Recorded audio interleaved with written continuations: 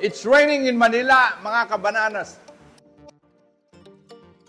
Medyo ang panahon natin ngayon ay malapit ng tag-ulan talaga.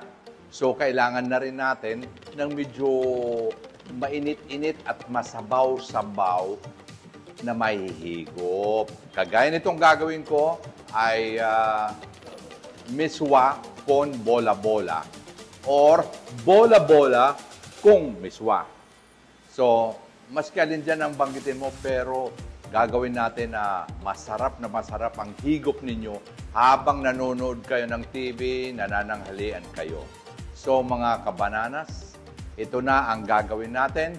Bumili ako ng 1 kilong pork giniling. So, ito yon mga kabananas. Ngayon, ito, meron carrots, tinadtad na carrots. Meron akong spring onions, tinadtad na spring onions, at saka sibuyas, tinadtad na sibuyas. So mga kapatid, ito, para mabuo naman yan, lalagyan natin ng breadcrumbs, ng gawgaw. Ang gawgaw, pag medyo parang crispy, yan ang gawgaw. Kasi ang iba nalilito, kagaya ng mga tawang ko, parehas lang sila pumaputi. Pero ito, smooth na smooth, ito yung arena. So, ganon ang gagawin natin. So, mga kapatid, ilalagay ko na ito, carrots, ilalagay ko na rito, spring onions, at ilalagay ko na rin ito. Okay. So, para mabuo na to mga kapatid, lalagyan na natin ng itlog. Mga 2 itlog lang yan, solve na solve na. Ako, nagugas na ako. Walang dumi yan, ha? So, lalamutakin na natin, mga kapatid. Yan. Lalamutakin na natin yan. Kaganda ng karne, pulang-pula, fresh na fresh. Okay. Yan. Para lumulusot-lusot, pinipiga-piga niyan. Para lahat mamix yan. Ang sikreto raw ngayon ng mas masarap na kagaya ng paggagawa ng mga siomai, Shanghai, ang sikreto daw niyan is yung medyo matagal-tagal ang lamutak. So ito, lalagyan na natin ng granules, pampalasa. May kinuha ko kaunting MSG at kaunting iodized salt at kaunting paminta. Okay. So, yan mga kapatid, imimix na natin uli yan. Yan. Ngayon, makikita natin na medyo malapot-lapot na siya. Yan. So, kailangan na natin lagyan ng harina, konti lang. Lagyan natin ng gawgaw para medyo crispy-crispy. At lagyan na natin ng breadcrumbs para mag-connect-connect sila dyan. Okay. So, yan na, mga kapatid. Hindi natin masyadong lalagyan, mga kapatid, ng mga asin or granules. Ito tamang-tama lang yan. Mas masarap kasi pag pwede mong i-adjust pag medyo matabang. Pero pag medyo maalat na yung gamit mo, yun, mahirap yun. Hindi na natin maaalis yun, yung alat doon sa karne. So, yun na. Lagyan ko lang ng kaunting tubig ang kamay ko. Babasa-basahin ko lang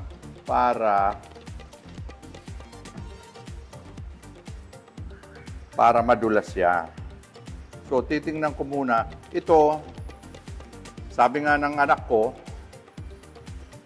igaganon-ganon daw yan para maalis yung hangin dyan. So, ito, mga kapatid, katamtaman lang itong laki na to. Ha? Katamtaman yung laki na yan. Gagawin natin yan. At saka, pag maliit na ganyan, madali maluto yung ilalim. Meron pa nga kaming ginagawa rito, yung egg surprise. ang ilinalagay namin sa loob niyan, yung itlog ng pugo. Gaganunin mo lang, ilalagay mo lang yung itlog ng pugo tapos gaganunin mo. Pwede na yan. Lagyan mo ng sweet and sour o any kind of sauce na pwede mong ilagay. Kaya maraming itong meatballs na to, pwedeng meatballs with gravy, lahat pwede mo nang gamitin. So, ito mga 1 kilo na to, siguro more than 20 ang magagawa mo nito. So, more than 20 yan. O, tingnan mo, pag binabasa mo, madulas siya at saka nagiging pino. O, tingnan mo, kung hindi ko na masyadong naggamitan ng tubig. Hindi, dumidikit na siya sa kamay mo. So, gumawa na ako ng bola-bola. Tapos na akong mambola. Tapos, ilalagay na natin ito. Piprituhin na natin. Kaganda ng mga kapatid. Yan. Yes.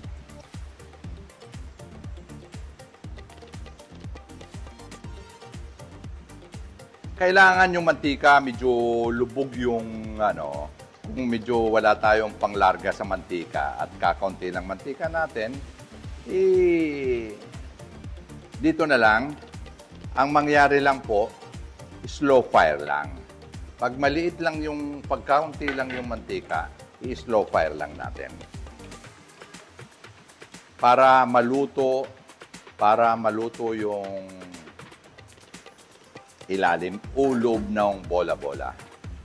So ngayon, naka-slow fire lang siya. At habang nagpiprito kayo naman at wala kayong ginagawa, hawakan nyo yung cellphone ninyo. At i-text nyo ako o kaya leave a comment below. Like and share this video. Subscribe to Mang Toots and YouTube channel.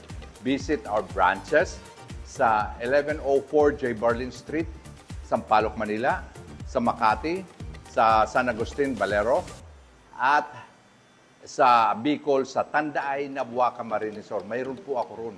Maganda po yung lugar doon.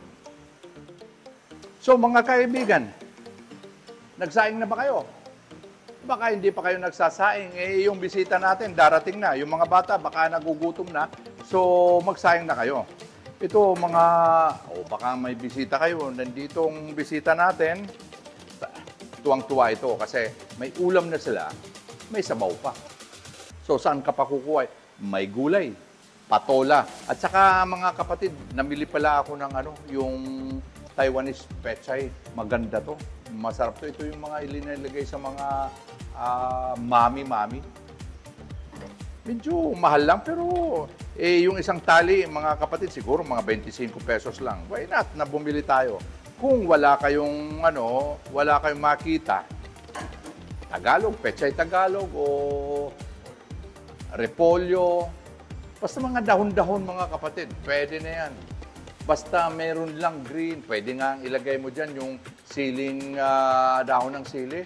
Mabango yun mga kapatid. Okay, kabananas. Ito, nag-golden brown na. Ganito ang tamang-tamang kulay. Hindi sunog, hindi maputla. So, ito, golden brown na sinasabi natin. So, pati loob niyan, medyo luto na yan. So, ganito kalalaki lang.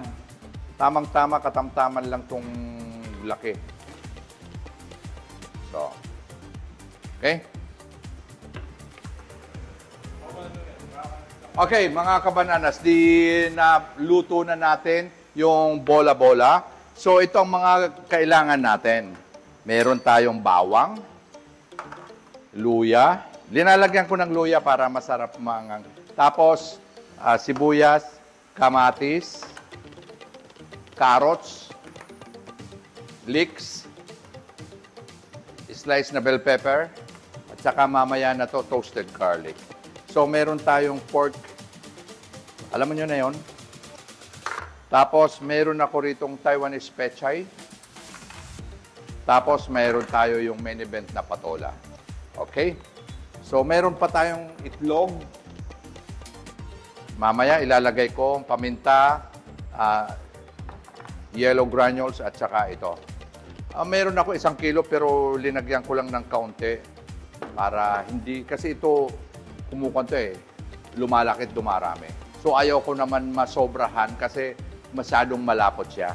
So ito, mga kabananas, mag-sosotay na ako, mag-gigisa na ako dito sa kawali na to. So sa kawali natin igigisa.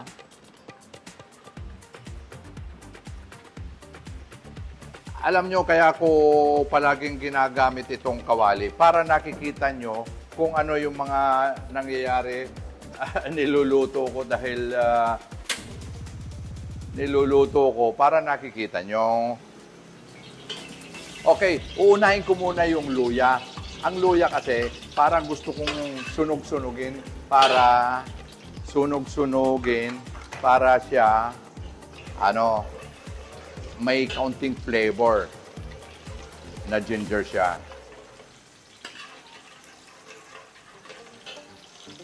Optional lang naman to, mga kabananas. Kung gusto nyo ng walang luya, pwede naman.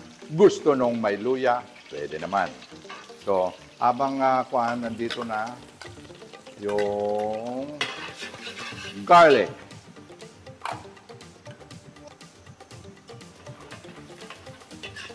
Yan. Counting golden brown natin yung garlic para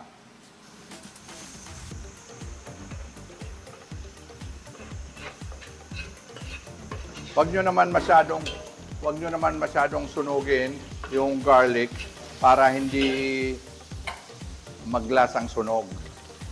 So, yan na, pag nakikita nyo makintab na yung sibuyas, ilagay nyo na to. Yung as usual, yung sabi ko sa inyo na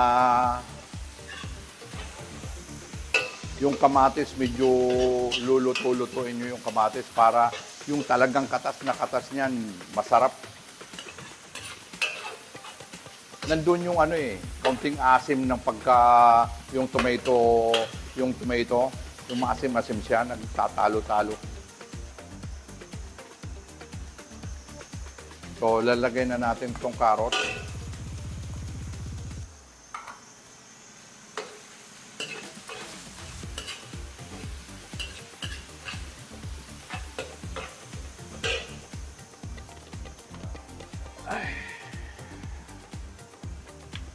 Lalagyan na natin, kapatid, ng So, titingnan nyo kung ilan ang bisita nyo. Mga 10, di dadagdagan nyo. Kung mga 5 lang, so katamtaman na yan. Pero yung 1 kilo't kalahati yata yung nagawa ko na mas marami yun. Kaya uhugutin pa yung sabaw niyan ng miswa. So,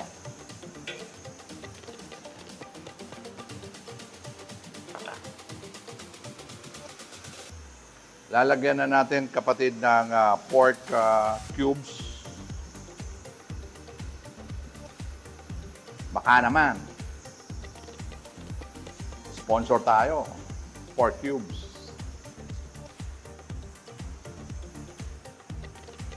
Paminta.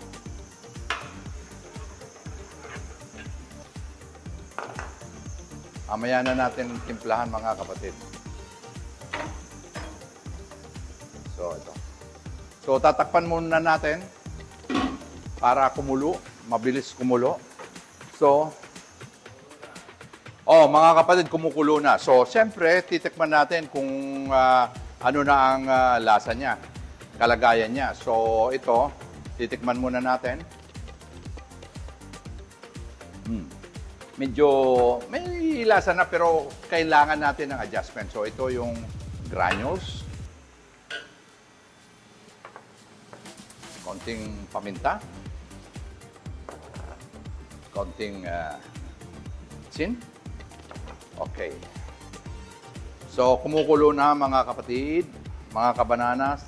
Lalagyan na natin ito. Patola.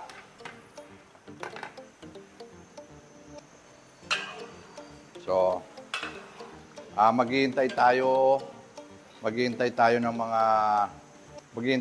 mga 5 minutes. Babasagin natin ang itlog para masarap. Ha?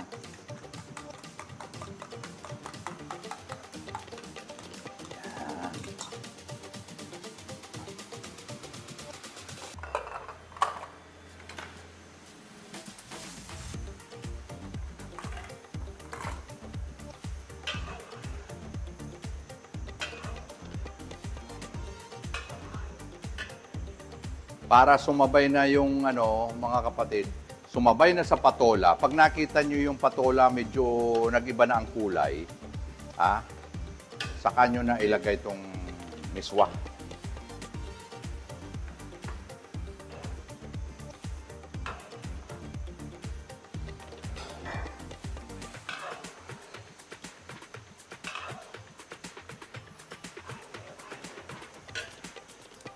Para magkaroon na ng kaunting flavor, mga kapatid, itong bell pepper, ito ang pampabango na rin to. Okay, ilalagay na natin yan.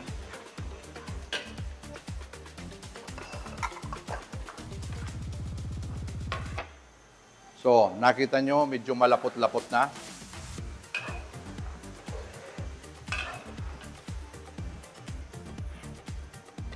Pag medyo malapot na, so, siyempre, templado na yan, mga kapatid. Ilalagay nyo na, mga kabananas, ilalagay nyo na to. Yan. Para bola-bora, para magkaroon na ng lasa. Okay? So, habang nagkukuha natin, babalik na rin natin itong niluluto pang iba. Pwede natin itong gawing sweet and sour. Ito yung natira doon sa So, meron na tayong bola-bola. Meron pa tayong sweet and sour. Kung gusto nyong lagyan ng sweet and sour to, o kaya may ketchup lang, sausawan nyo sa ketchup, tapos na to eh. O may oyster kayo dyan, lagyan nyo lang ng kaunting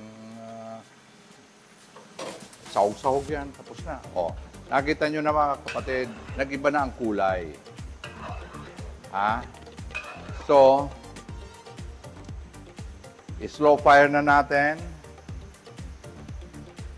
Para hindi madurog, lalagyan na natin ng leeks. Okay? At hahatiin lang natin ito para hindi naman masobrahan sa sahog. Okay? Yan.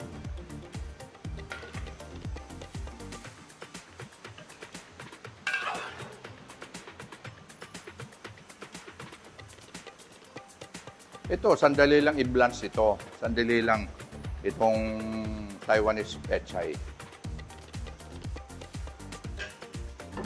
Okay, papatayin na natin, mga kabananas. So, ito na yung miswa con bola-bola. Oh, mga kabananas, nagustuhan nyo ba ang luto kong miswa con bola-bola? Okay, kung nagustuhan nyo, leave a comment below. Like and share this video, subscribe to Mang Toots YouTube channel, and visit our place or branches here in J. Berlin Street, 1104, at saka sa Makati, sa Valero Plaza, at saka sa Tandaay, Nabua, Camarines Sur, Bicol. Okay. I love you 3 times a day. Bye-bye. Mwah, mwah, chup, chup.